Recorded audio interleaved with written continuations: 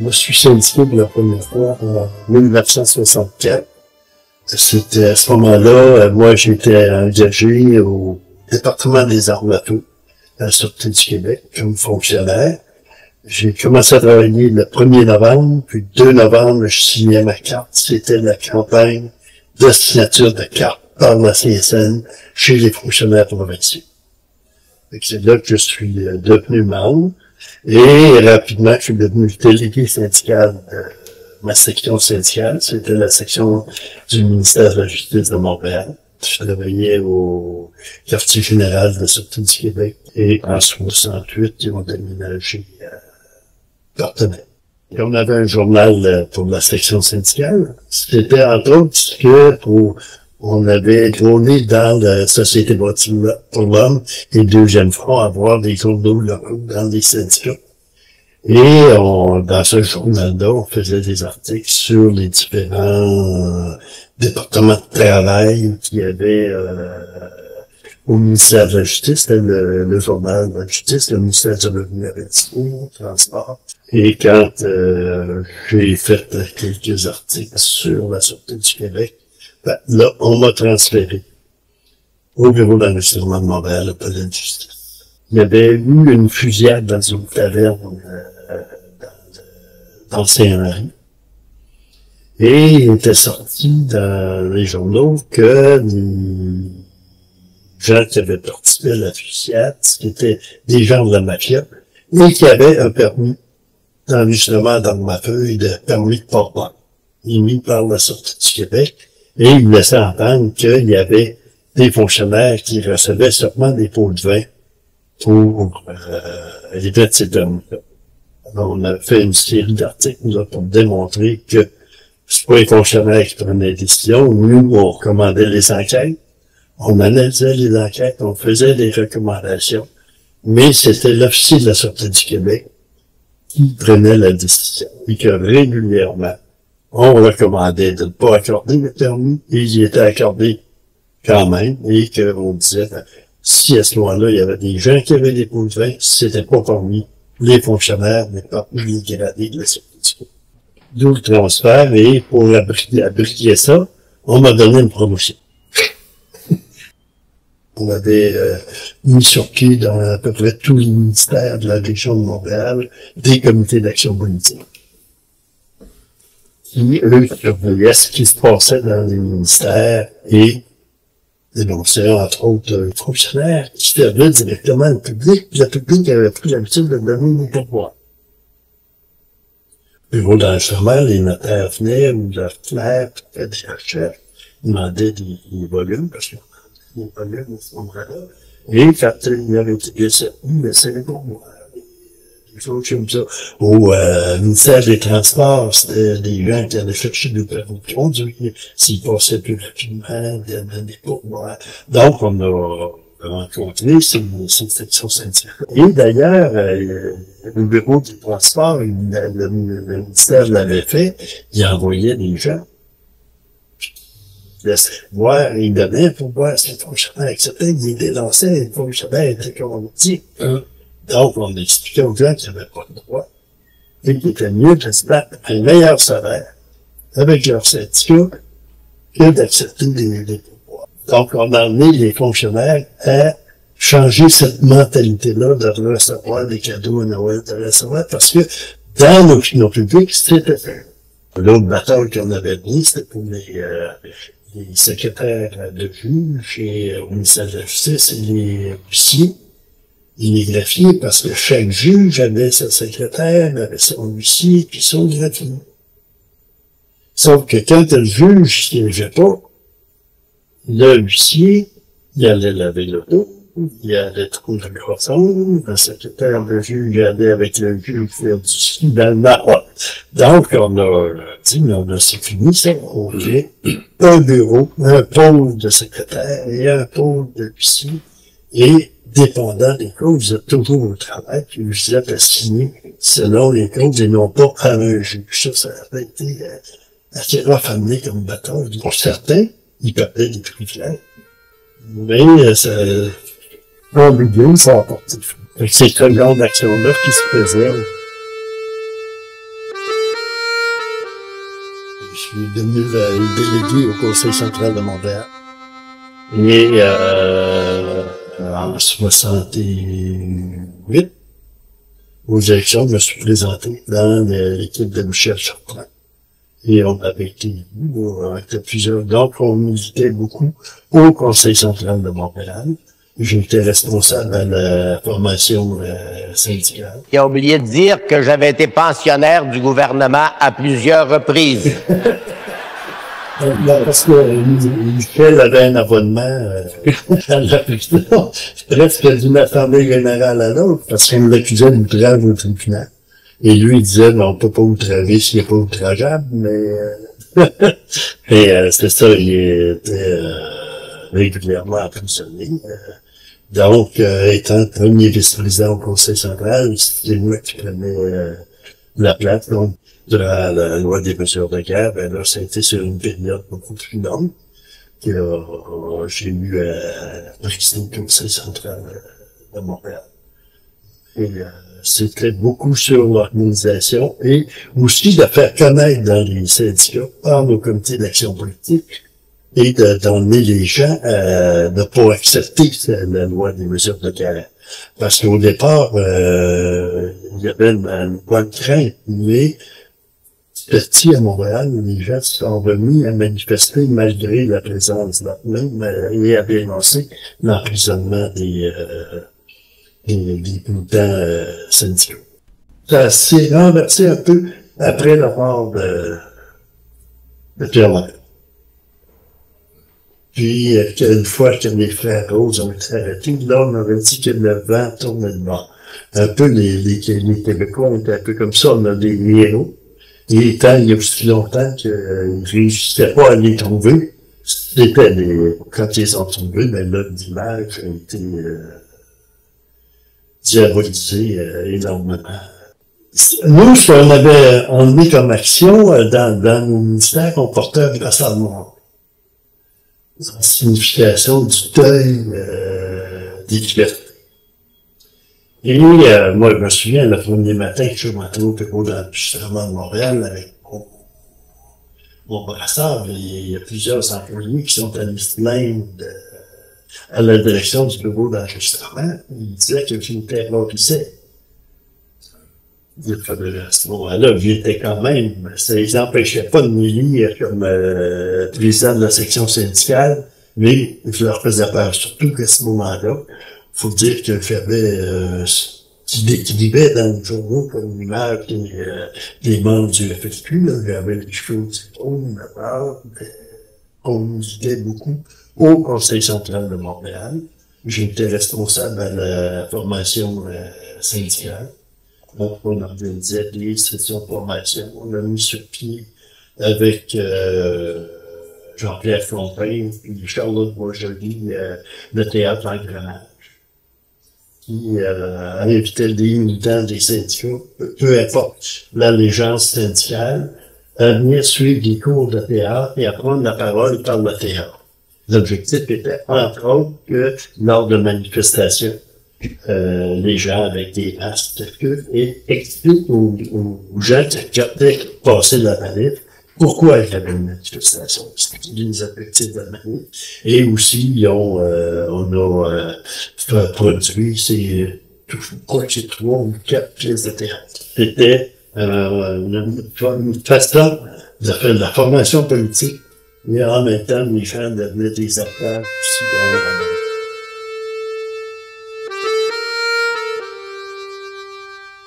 Il y a eu 2 référendums. Un pour tout, j'avais à peu près, je dirais, 95, 96, tout ça, c'était pas plus, des sections syndicales de la région de Montréal qui étaient d'accord avec pour demeurer fidèle à la CSN et avec le deuxième front et avec les actions politiques qui venaient. Par contre, dans les régions et Québec, là, c'était différent. À Québec, il y avait peut-être 3-4 sections syndicales sur une vingtaine qui étaient pour demeurer fidèle. On a quand même remporté une première. Une assez bonne majorité. Et après, en 72, il y a eu le deuxième référendum. Et là, cette fois-là, ben, c'est plus le revue qui l'a fait. C'était à Bienvenue. Et là, ça a été clair. Il était contre l'affiliation. On pense qu'il y a eu des nouveaux, beaucoup de nouveaux membres. Comme on n'a jamais vu après. Je suis demeuré au syndicat des fonctionnaires provinciaux comme conseiller syndical. Ben, c'était des représentants régionaux. Même si le syndicat national a fait campagne contre moi au niveau de la région, les gens de la région m'avaient élu comme représentant régional, et je suis demeuré là jusqu'en 76. En 76, j'ai quitté syndicat des fonctionnaires pour aller faire mon tour en Cannes. Dernière année que j'étais à Montréal, je m'occupais du sommet populaire. Donc, avec les bureaux populaires, on avait des fonds de lutte, la santé, mais après que le sommet populaire a eu lieu, au Conseil central de Montréal, ils ont maintenu la structure de fonds de lutte. Montréal ont toujours gardé un poste de conseiller syndical au front de lutte, au front de lutte. Alors que dans les autres conseils syndicaux, ça s'est pas fait.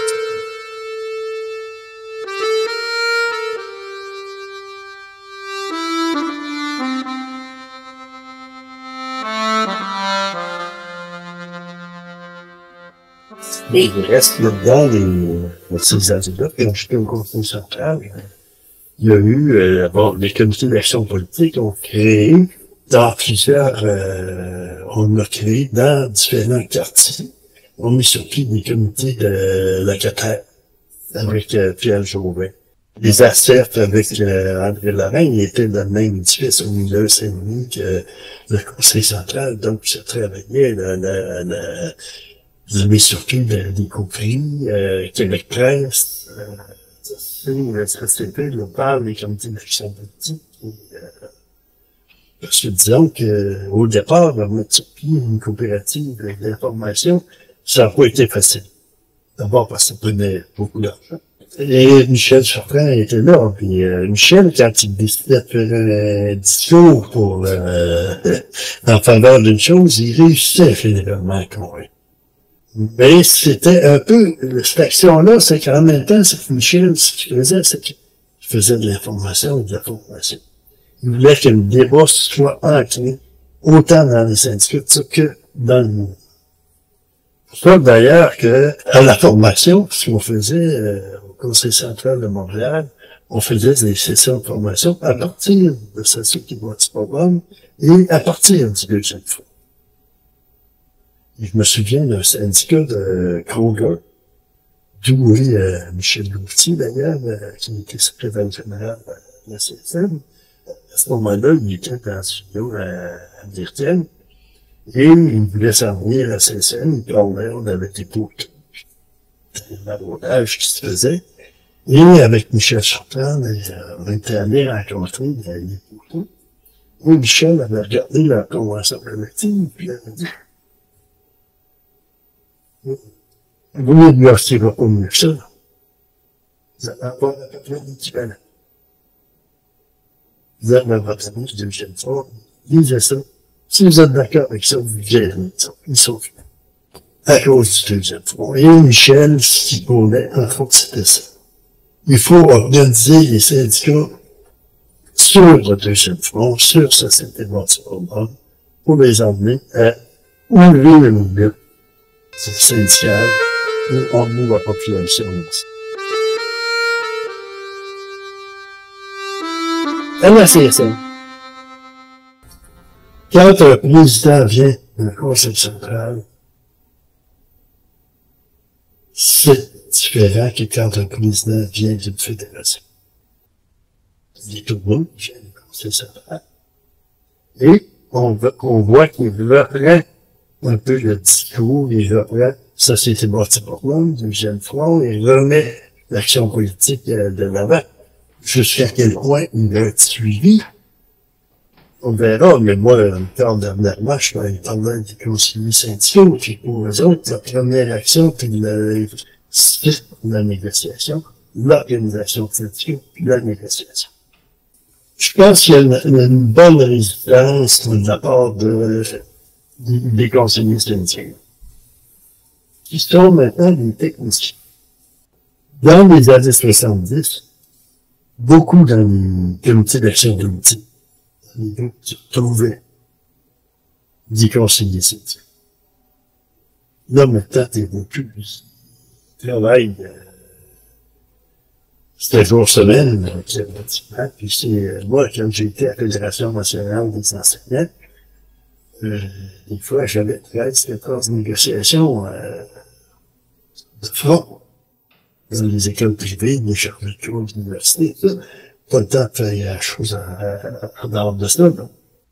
Donc, c'est la charge de travail beaucoup des conseillers, faire en sorte qu'ils n'ont pas le temps d'organiser ça dans leur syndicat. Quand ils font une assemblée de syndicats, ils discutent de la négociation. Il y a eu aussi beaucoup de divisions à un moment donné entre les groupes populaires et les syndicats. Parce que je donne comme exemple le Front Transport. Il y avait des groupes qui se battaient pour l'amélioration du transport en commun, le développement du transport en commun, et qui étaient contre les routes de tramway. Mais arrivaient les syndicats, puis les autres, à un moment donné, faisaient une grève. Donc là, tu n'avais pas l'appui des groupes populaires, vous avez des gros salaires, puis tu n'avais pas d'affaires à priver les travailleurs, les syndiqués de leur transport. Moi, je me souviens, ces années 70, quand il y avait une grosse grève, il s'organisait des spectacles. Et on faisait venir des chanteurs engagés, des artistes engagés pour attirer le monde. Maintenant, ils vont faire venir des artistes populaires. Pour attirer du monde, pour avoir du financement pour la grève, mais pas pour conscientiser. Ça fait une grosse différence. Et les gens, moi, ce qu'on m'avait dit au Conseil central, on m'avait dit, pourquoi faites pas venir un tel. Ouais, mais le monde, ils veulent s'amuser. Donc, c'est perdu un aspect de la militance qui est comme, pas une vocation, mais qui est plus de dire, on est là pour résoudre. Donc, on va maintenant, il milite le temps de la négociation convention collective. Et je suis par contre curieux de voir souvent de ces gens-là qui vont militer dans des groupes populaires. Ils vont faire du bénévolat. Certainement pas. Ou ils vont militer des ACF. Ils vont aller militer aux fratries, mais ils ne militeront pas dans leur syndicat. Ils ne font plus le lien entre leurs conditions de travail et les conditions. C'est ça le discours de Marcel Capel. C'est que, oui, c'est important la négociation de la convention collective, mais c'est pas ça qui va régler vos problèmes maintenant, c'est pas ça qui va régler vos problèmes de logement, c'est pas ça qui va régler les problèmes des associations ou du chômage. Donc, il faut l'aide. Et je pense qu'il faut recommencer, quelle formule prendre, je ne sais pas, mais recommencer par une véritable économie.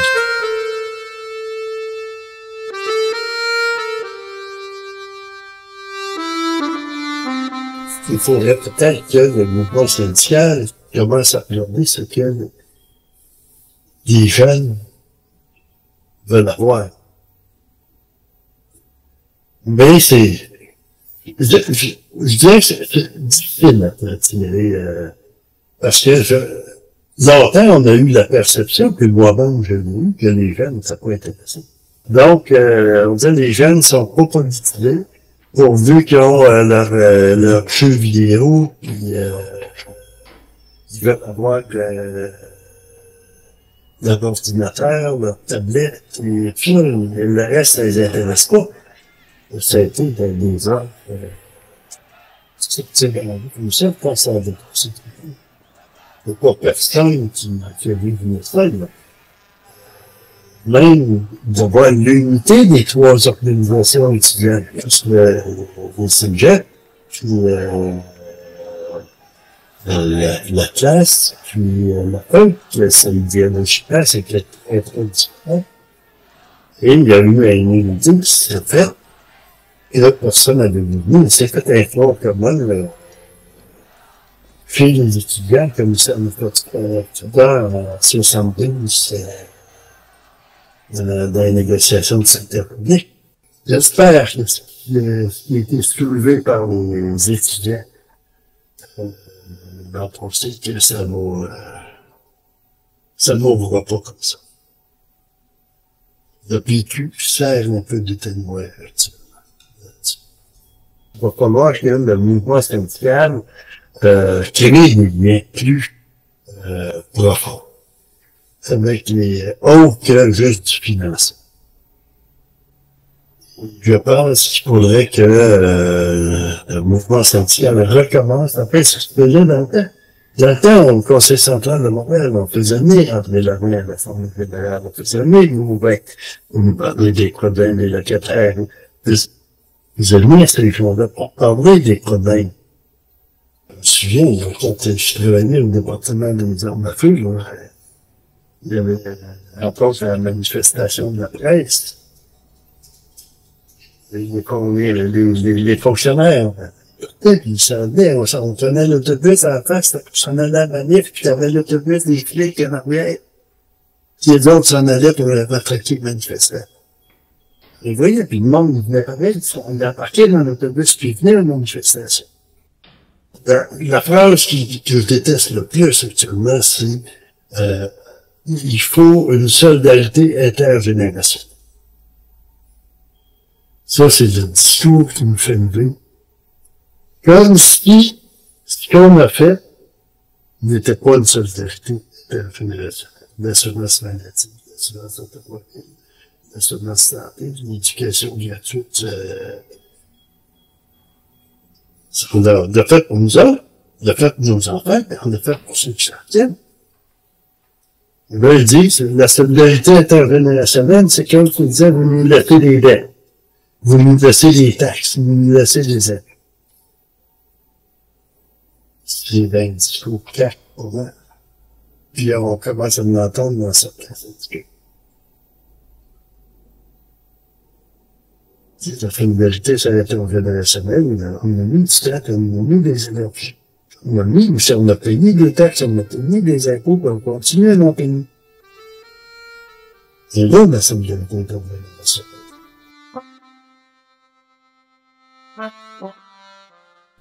D'abord, de parler de ces choses-là dans leur famille.